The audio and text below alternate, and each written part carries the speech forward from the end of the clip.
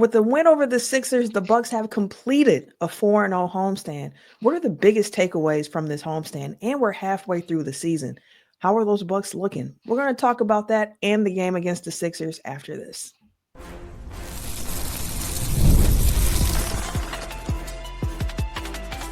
You are Locked On Bucks, your daily Milwaukee Bucks podcast, part of the Locked On Podcast Network, your team every day.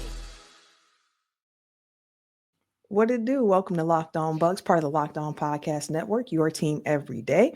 I'm Camille Davis. Joining me is Frank Madden, the founder of brewhoop.com and longtime voice of the pod. We truly do appreciate you tuning in and making Locked On Bucks your first listen every day.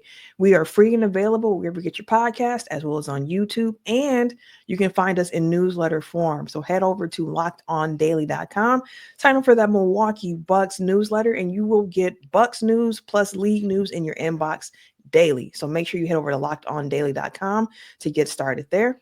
Today's episode is sponsored by PrizePicks. Now is the perfect time to join. Download the app today. Use the code LOCKEDONNBA to get $50 instantly when you play your first $5 lineup. That's right. You don't have to win to get that bonus. It's guaranteed. PrizePicks, run your game. And Frank, the Bucks were running their game tonight. Defeated the Sixers 123-109, completing a perfect 4-0 homestand for this Bucks team. They won each of these 4 games by an average of 19 points. Do you feel like you've learned anything new about this Bucks team from this recent stretch of play?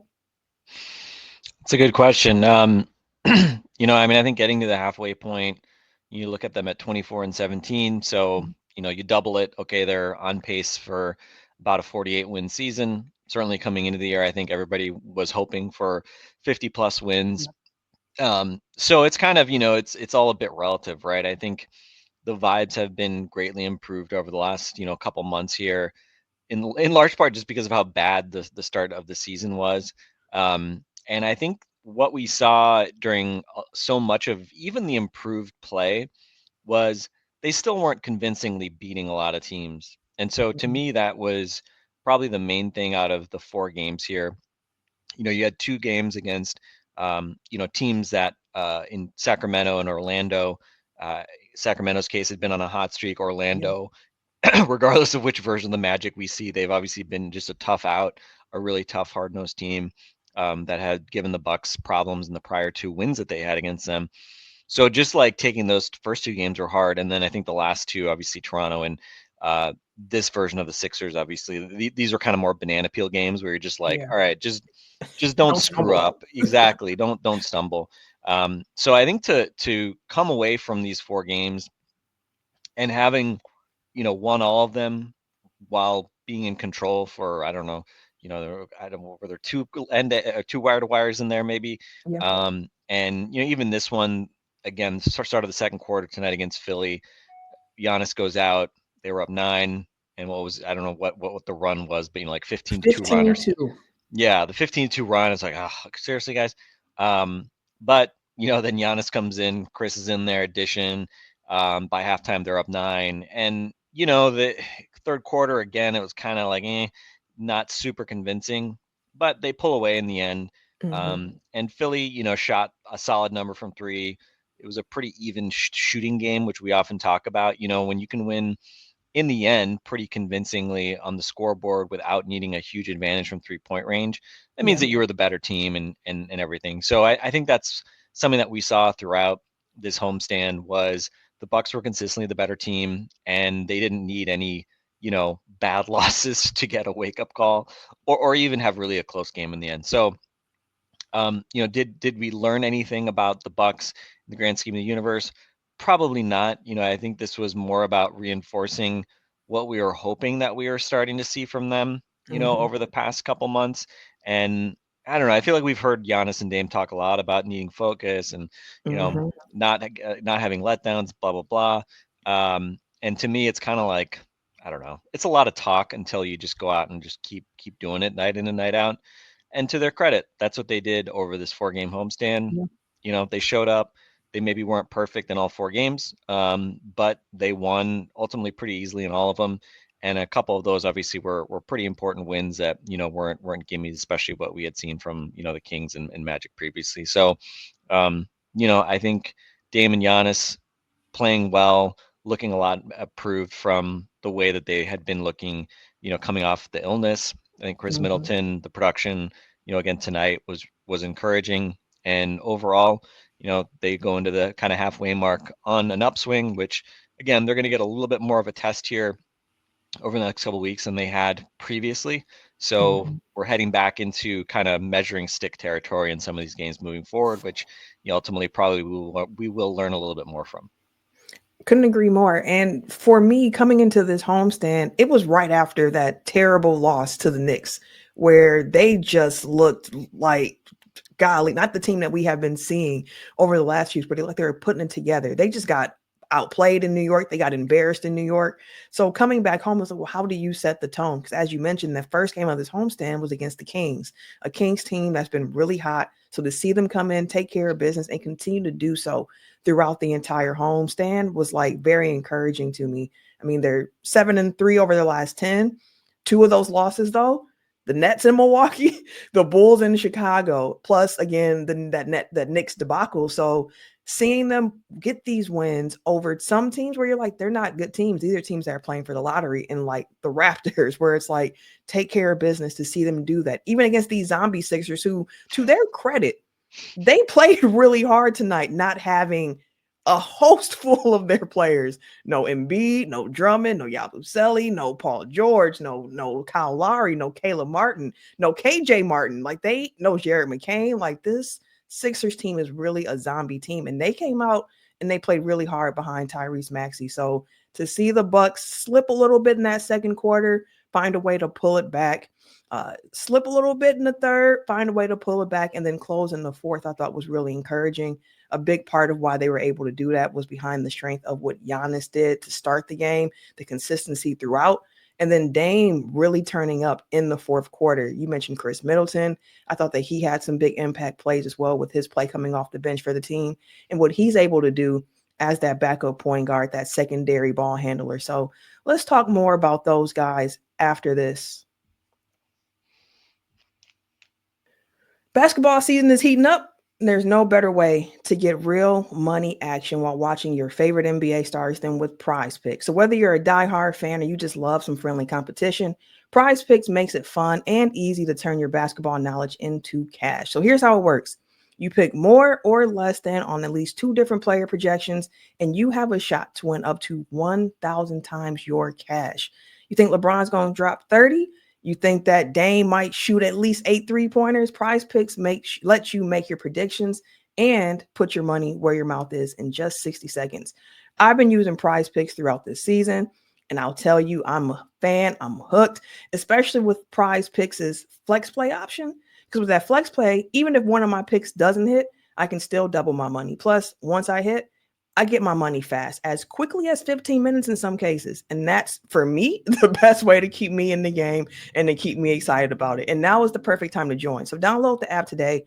Use the code LOCKEDONNBA to get $50 instantly when you play your first $5 lineup. So that's right.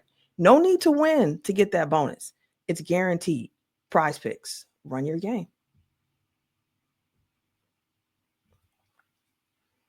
Frank, we mentioned some of the lows in this game against the Sixers tonight. That second quarter, those Giannis-less minutes to start the second quarter were pretty shaky for the Bucks. That 15-2 run to open the quarter. Luckily, the Bucks were able to close that second quarter on 11-2 run. Once Giannis got reinserted into the game, the flow looked a bit better. And during that stretch of the game where the Sixers were making their run, I was never truly nervous, more so just watching it like, okay, y'all, like at some point the shots have to start falling. At some point, get it together. Like, come on, I know it's going to happen, but like I'm waiting for it to actually happen. Giannis, of course, was the great equalizer, I thought, in this game. When I saw all with people that the Sixers had out, I was like, this should be a monster Giannis game. And he definitely came through on his end with a big double-double, 34 points, 15 boards, 6 assists. I feel like he was that consistent punch, especially early. And then in the fourth quarter, Dame was somebody who was really able to just kind of take him home again. And some Giannis-less minutes to start the fourth quarter. And that time, the difference between that fourth quarter and that second quarter was Dame was able to be aggressive and the shots were falling. Yeah, and I mean a lot of it came down to shot making. Maxey and some of the other Sixers were making threes as well, but it just felt like every time they would make a three to make it like an 8-point game or even a 5-point game at one point. Um, one of the Bucks had an answer. I saw Brooke Lopez hit a couple threes in the span of about a minute. Dame, I mean, some of it, again, it's like with Dame, right? Like some of these threes are not easy, No. and it's almost sometimes it seems like he's more comfortable when he's off balance taking these threes. I think of that play where he found Chris on the left block and immediately relocated it to the left corner. Chris got it to him right away. And Dame was like wide open, but he ended up kind of like falling out of bounds on a corner three. And it's kind of like, anybody else you're watching him, you're saying like, man, like, don't Like set your feet. Can you just get like squared up? But with Dame, he's just so used to being able to take shots and make shots that way.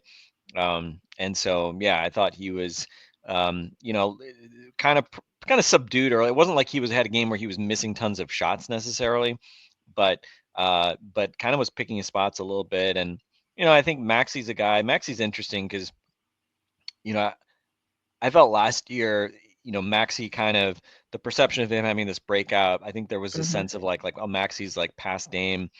And I was kind of always frustrated by it because like a lot of the numbers with Maxey, he plays tons and he plays like 38 minutes a game. So his numbers are always a little bit inflated by that. This year, his efficiency has been down. His efficiency wasn't great last year either for Maxey. It started really badly this year for him just because he's not a guy I think that is really suited to carrying an offense. The way he did tonight was really impressive, but he's normally has struggled to do that. I think we saw that in the opening game of the season. Like he just couldn't figure out how to kind of go 1-on-5, against the Bucks. And so I was happy Dame got to answer that a little bit. I don't think Maxey's going to make the All-Star team anyway because the Sixers are too bad. And yeah, and his numbers, like, when you kind of actually look beneath the raw averages, kind of begin to not look so great because of the efficiency and some of his other things. So I was happy with Dame. I'm keeping a little bit of an eye out on the All-Star team. I'm definitely. Do you think he makes it as a starter? No, and not as a starter. I don't know if he's going to make it at all. To be honest, it's a really competitive East. And the good news is Maxey's not going to make it. Halliburton, I don't think is going to make it just because his start was so bad, and his raw numbers, just aren't good. And hopefully, by that time, the Bucks will still be ahead of the Pacers in the standings. Knock on wood. So. We'll have to see. I mean, I really hope he makes it. I think he deserves it. But with Dame, it's hard because he's kind of a known quantity, and I think people just take for granted what he does night in and night out. Yeah. And it's sort of one of those things. I think we expected him to be a bit better this year. After last year and all the talk about like, coming in late in the late right before training camp and the personal stuff he was going through, etc. And it's not like he's been at some like huge like leveled up kind of place or something like that. But again, you look past the raw stats, the efficiency's better. He's shooting threes better. I think the mid-range game it feels like he's been able to weaponize his mid-range game a little bit more. I think so when too. He's not just shooting threes. Free throws his attempts are down slightly, but they're still strong. I think he's like 6.5 free throws a game. And again, like defensively, like, is he a good defender? No, but I think he has at times been able to make plays defensively. I think he's been more of a defensive playmaker this year, and obviously the defense as a whole has been better. So he has not prevented them from defending at a high level, which is obviously encouraging. So I hope he makes it. And again, tonight I thought was. Maybe a quiet first half from him, but he knew when to turn it on, and he was obviously really the story of that fourth quarter when the Bucks kind of said, "All right, this has all been cute and all from the Sixers, but now it's time to close." Yeah, time to close this, and I think Dame showed why he's Dame and kind of the sort of shots that he can make. Which again, like at the end of the day, it's like I don't know. I was looking at Twitter, and Steve Jones, who does a lot of video breakdowns, like. Had this video breakdown of like Giannis, and it was like a dribble handoff for Dame, and it's like it's a nice dribble handoff for Dame, and then Dame takes like a fall away like 25-footer. Yeah. It's like that's not really a good shot in the grand scheme of the universe, but it's Dame, so Dame makes these kinds of shots. Exactly. So it feels a little bit like results oriented to say like, oh, look at this great play, But with Dame, he doesn't he doesn't need an easy shot to be able to hurt you. So I thought, again, Dame doing Dame stuff, and he's obviously overall, especially since the New York game, I think, with the exception of that New York game, he's had a lot of kind of really strong performances for a while now. So yeah, hopefully he just kind of keeps it going, and that efficiency has been strong all year, and hopefully he just kind of continues to do that. And to me with Dame, it's just really about like avoiding kind of the bad games, like the really bad kind of random off shooting nights. And again, his 3-point numbers are up this year. I think he's at 39%.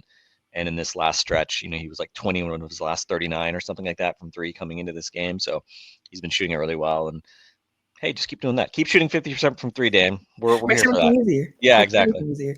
And I think for Dame as well, like in this game, we've seen teams blitz Dame. They're looking to get the ball out of his hands. That's a great call. They did that a fair bit. And they did that a lot. So I think that's part of why the beginning of the game was more of like I don't want to say a passive Dame, but like he was letting the game. He didn't force the game. Like the Sixers were dictating to get the ball out of his hands. So he said, fine, I can do that. I trust my teammates. And I think what we're starting to see more, and I heard Chris and Dame mention this a little bit in their pressers after this game, of just getting more comfortable in the trust of like, okay, if I get the ball out of my hand early because these teams are trapping and they're blitzing, I'm confident that the ball will find me again if I'm doing what I need to be doing in these off-ball actions. And I think Chris coming back into the lineup helps that in such a big way with his ability to play, make, and just move the ball. And Dame mentioned that him and Chris kind of see the game in the same way, and how helpful that is with them on the court and their chemistry as it's developing as well. So for Dame, I love to see him not force it. And there's a thin line, because I get people wanting him to be aggressive. Aggressive Dame is the best version of Dame, but I also love him having that trust in his teammates of like, hey, if I do this the right way, I feel confident it's going to come back around to me. And again, I think Chris played a big part in that in this game tonight against the Sixers. Yeah, for sure. And it's a great call out. And I think Dame, and we've talked about that, I talked about with Justin the other day that, the stats tell a pretty clear story. Like when teams trap Dame and take the ball out of his hands, that's when the Bucks offense has been at its worst. Like that's at least so far this season, that's been the kryptonite for this Bucks offense. And one of the reasons why this Bucks offense has been probably the biggest disappointment. If you look at offense, defense, I mean, the defense has been more than good enough. It's the offense, which has been a little underwhelming. I think the defense right now on NBA.com is 8th and the offense is 11th or 12th. So trending in the right direction. But yeah, I mean, I think it just means Dame has to, I think, make quick decisions. And, I think it's going to be interesting to watch the rest of the season, because, if the Bucks don't figure out ways to attack this more regularly, that blitzing, and we saw the Sixers go with the zone tonight. Nick Nurse is like never afraid to junk it up against you. He'll do whatever. And especially in a game like this, makes total sense. I think against zone defenses, the Bucks have generally been pretty good, just in terms of, they know how to make sure they still get Giannis the ball, like at the foul line against the zone. And when Giannis gets the ball, like, in the middle of a zone, like he's going to eat, and if you collapse, and he'll find open shooters. And so I think in general, I think back to years past when like the Heat, we'd see the Heat junk things up with zones, and the Bucks kind of like feel like they're shell shocked. And this year it's been refreshing, because it feels like the offense reacts well to zones, and the defense has used the zone to good effect. And we saw it again tonight. They used it for a little stretch. So we'll see. I mean, but yeah, I think getting comfortable, and Dame, his comment about trying to get the ball, he knew like, hey, I need to get the ball out of my hands early in these possessions, and then have the confidence that it'll find its way back to me. And, specifically talking about Chris, finding him a couple times and making good decisions. So yeah, I mean, it's just a win-win, obviously, if Dame has that confidence to make the right play, and then to know that he's going to get the ball back. And obviously tonight he was hitting those shots and paying it off. So, so we'll see. I don't expect teams to stop blitzing them. But if the Bucks can, be a little more like they were tonight in those situations, and hopefully it becomes less of an issue. Hopefully that offensive rating starts to creep back up into the top 10, top 7, top 6. Like ideally the fully realized version of this team is with an offense that's, a top 5 offense, and a defense that's probably around what it is now. But again, can they kind of, talk and chew gum at the same time? They've got half a season to figure it out. We're going to see. We're going to see. And I think it should just be mentioned as well. We know the Bucks started the season 2-8, 22-9 since that 2-8 start for the Bucks. Of course, there's been ups and downs throughout that entire process, but I think seeing the record and looking at the ball that they've been playing and looking at where they are in the standings and statistically, as well as you mentioned, how they've been hovering with their offensive and defensive rating, that gives me some encouragement of like, I can see what this team can be if they're playing ball a certain way. They can seemingly beat any team any night. The problem with that earlier in the season was that it felt like any night they could also lose to any team. So as long as they get that consistency going where you're starting to take care of business in the game where you need to, as we've seen during this homestand, and then get some of those games that you might not be expected to get, it's going to be a good formula for this team going forward because you can see the ways that they're growing and changing from talking about how Dame's been reading these blitzes and getting the actions out to Chris's comfort with the playmaking to Giannis being as consistent as he's been. Like these guys are figuring some things out. And we have an interesting stretch of games before the All-Star break for this Bucks team. Plus, AJ Green out with an injury against Philly. And it sounds like he might be out for a few games. So we'll give you an update on that AJ Green injury as well as look ahead of what's coming up for the Milwaukee Bucks after this. From the first whistle to the final drive, FanDuel makes the NFL playoffs even more exciting. So right now, new customers can bet $5 and you will get $300 in bonus bets if you win that first bet. Let me say that one more time in case you missed it. Bet $5. You will get $300 in bonus bets if you win that first bet. That's $300 extra dollars to keep the action going. The FanDuel app is easy to navigate. Variety of bets keeps every single game exciting. Plus, when you win, you get paid instantly. No waiting around for your winnings. And y'all, everydayers, y'all know I'm about the money. That's what I like to hear. So whether you're betting on your favorite team or just looking to add some extra excitement to the playoffs at this point, FanDuel has you covered. So visit FanDuel.com, join today, get started there with that $300 in bonus bets if you win that first bet. That's FanDuel.com. So make the playoff season unforgettable with FanDuel, an official sportsbook partner of the NFL.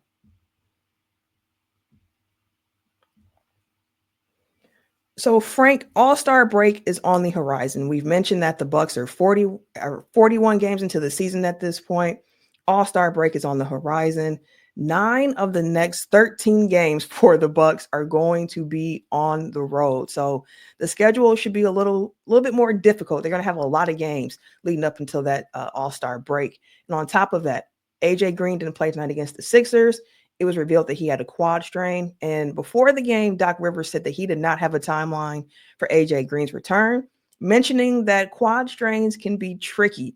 So we just kind of have to wait and see. And we've talked about AJ Green's role on this team, his importance on this team, the role that he has grown into as one of the key reserves for this Bucks team at this point. So truly do hope that his time missed is minimal. Before this Bucks team going forward was what they have ahead of them.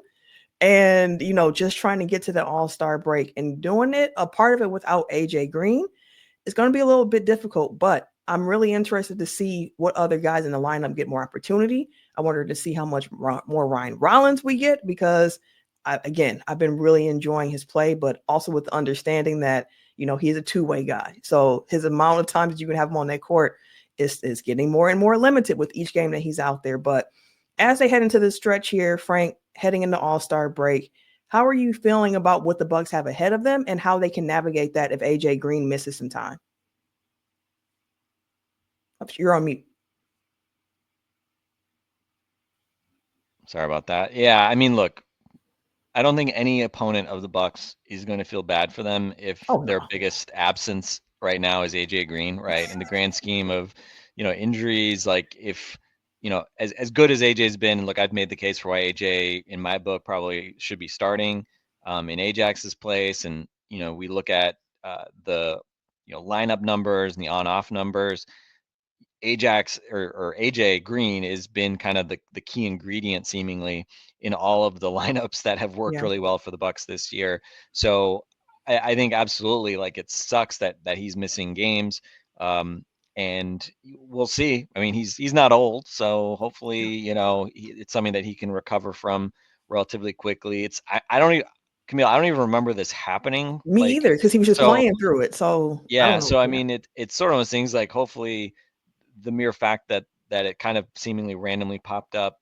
I saw he was at our friends at Yeah. Broken Bat the Broken other back.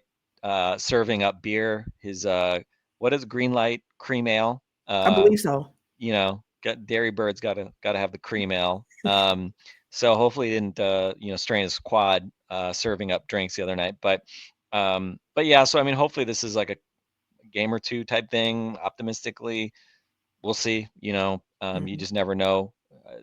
I don't know how much stock to put in Doc's estimates. He's a Doc only in name. Although usually I feel like he's overly optimistic. Same. So when he So came that out, it that was may just be the like, I don't know, guys. This could well, be yeah, tricky. yeah, who knows, right? Maybe he's just learned his lesson. He's trying not to, make any promises. So we'll see. With Ajax, obviously him missing the last game, he's already back. So we'll just have to see. Hopefully Ajax is back soon. But certainly big opportunity for I think a couple guys. I think Gary Trent's probably the most Yeah. obvious, just because Gary's the most like for like guy off the bench. In AJ's case. So okay, how do you replace AJ Green's floor stretching and solid positional defense?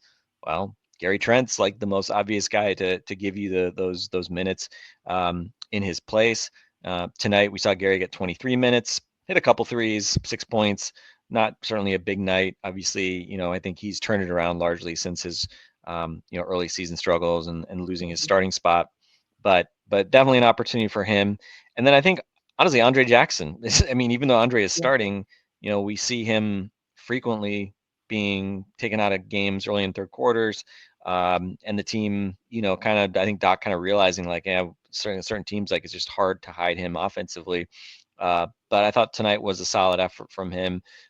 Certainly didn't have much luck, stopping Maxey, although a lot of that was because of, the Bucks switching a fair bit and him getting run off screen. So it wasn't like, Mhm. Tyrese Maxey was just taking him one-on-one or something like Right. that. But 4 for 5 from the field, hit one out 2 threes. He hit that early three, which I thought was kind of important. When Mhm. teams are looking at you and saying like, oh, we don't need to guard this guy. If you hit a three and then he hit a shot not long thereafter as well, inside, good to sort of tell teams like, hey, yeah, Mhm. I'm I not can some knock this stiff down here. I now. can I can I can actually score points when needed.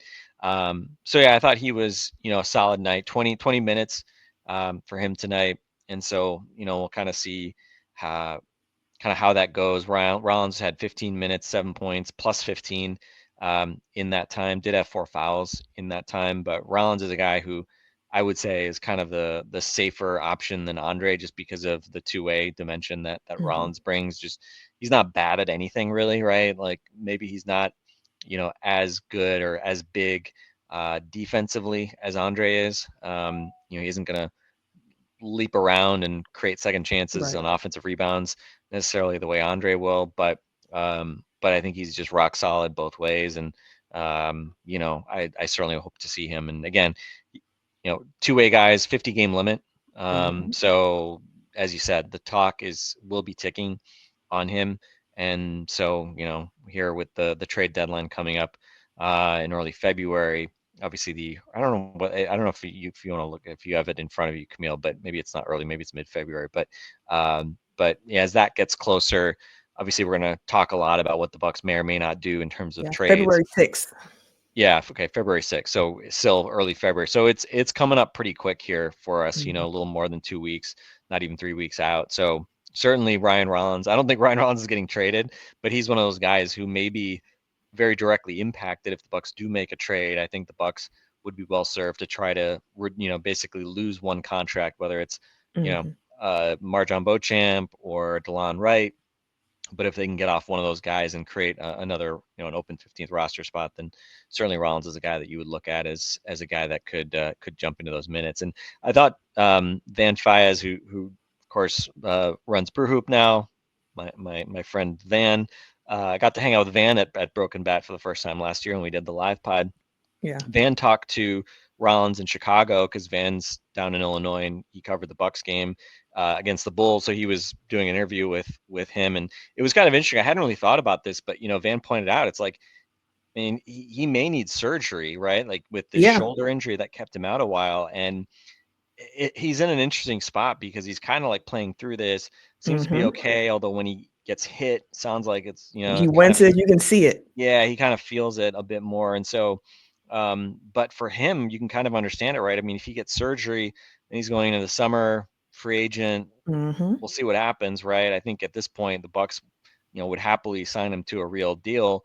But I mean, he's got a chance if he plays well and they make a move, he could get that contract locked up in the regular season. Right. In addition to potentially being on being a guy that plays in the playoffs. If we kind of look ahead if that happens. So so you can kind of understand it why he's playing through something that perhaps in other situations, I don't know, would they have him go through surgery? Possibly. We'll see. So but yeah, good to see Rollins getting some minutes tonight. He was out there for 15 minutes. He's played in 25 games now, so he's halfway to the 50 game max for two-way guys, which fittingly we're at the halfway point of the season. Right.